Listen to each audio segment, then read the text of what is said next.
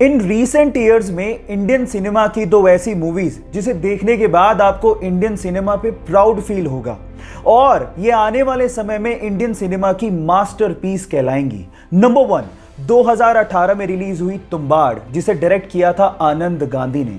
And number 2, 24 जून 2020 को यानी कि कल ही रिलीज हुई बुलबुल, जिसे देखने के बाद आपके रोंगटे खड़े हो जाएंगे, जिसे डायरेक्ट किया है अवनीता दत्ता ने और स्पेशली जिसमें तृप्ति दिमरी का काम देख के आप लोग हैरान रह जाओगे। अगर आप लोगों ने अभी तक भी ये मूवीज नहीं देखी हैं तो आप बहुत बड़ा ट्रेजर मिस कर रहे हो, और अगर देख ली हैं तो चैट सेक्शन में लिख के जरूर बताओ कि ये मूवीज आपको कैसे लगी।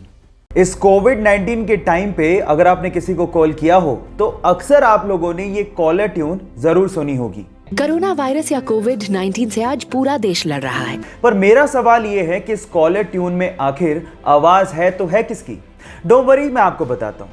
ये है दिल्ली की 40 वर्षीय जसलीन भल्ला, जो पेशे से वॉइस ओवर आर्टिस्ट हैं, जिन्होंने किसी कंपनी के लिए इस ऑडियो को रिकॉर्ड किया था। लेकिन इतनी सुरीली आवाज होने की वजह से नॉर्थ इंडिया के हर फोन के लिए इस कॉलर ट्यून को यूज किया जाने लगा।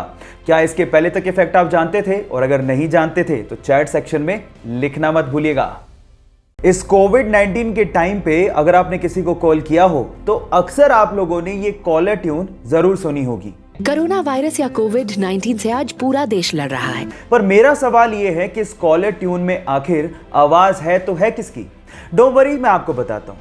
ये है दिल्ली की 40 वर्षीय जसलीन भल्ला, जो पेशे से वॉइस ओवर आर्टिस्ट हैं, जिन्होंने किसी कंपनी के लिए इस ऑडियो को रिकॉर्ड किया था। लेकिन इतनी सुरीली आवाज होने की वजह से नॉर्थ इंडिया के हर फोन के लिए इस कॉलर ट्यून को यूज किया जाने लगा।